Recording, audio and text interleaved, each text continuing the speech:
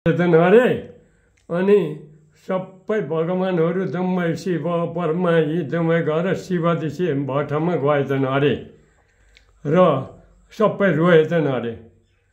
हामीलाई राक्षसले बस्न दिएन दुःख पायौँ भनेर अनि शिवजी पनि अरू रोएको देख्दा रोएछन् अरे। त्यो आँसुबाट उत्पत्ति भएको भएर अनि रुद्राक्ष उम्रेर बनिएको भन्नु। शिवजीको आँसुबाट उत्पत्ति भएको। ए ल अब थाहा भयो। अनि काकालाई अनि काकालाई गाउँघरको चाहिँ ठ्याक्कै याद चाहिँ के चाहिँ मैले भुलेँ जस्तो लाग्छ काका? याद थियो के त गाउँघरको के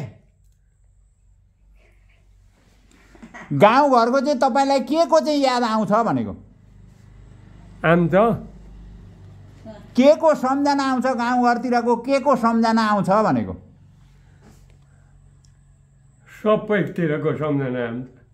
आफू हिँडेको बसेको गाममा कसैको गरेको सबै आउँछ। तल माथि जसको पनि अलिक अलिक म केटोले भए पनि मेरो विश्वास गर्थे।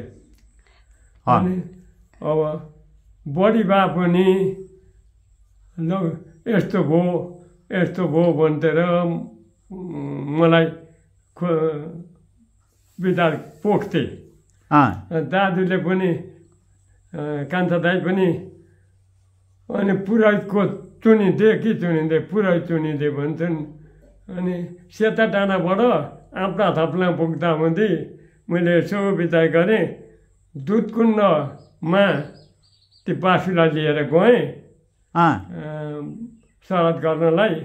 अनि श्राद्ध गऱ्यौँ मऱ्यौँ झरी पऱ्यो जम्मै भिजेर लाफो भयौँ।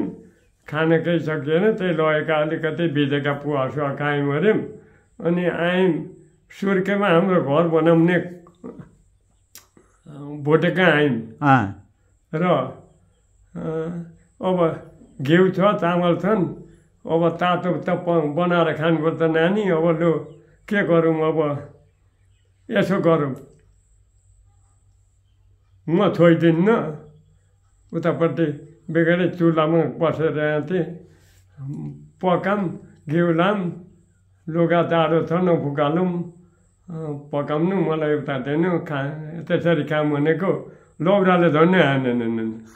घिउ छोड्न पाइन्छ ए जस्तै पऱ्यो भने घिउ छोड्न पाइन्छ भनेर लौरो उजाइरहेको थिएँ। अनि चुन्दै लगेँ।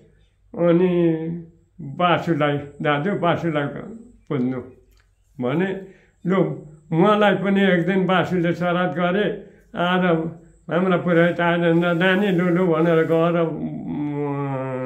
श्राद्ध गरिदिएको साह्रै राम्रो गरिरहेछ लु ठिक भनिस् म अब बासुलाई नै बुझ्छु भनेर अनि त्यहाँ नै बासुलाई बुझेका दाजुले। ए मेरो बुवाले हो।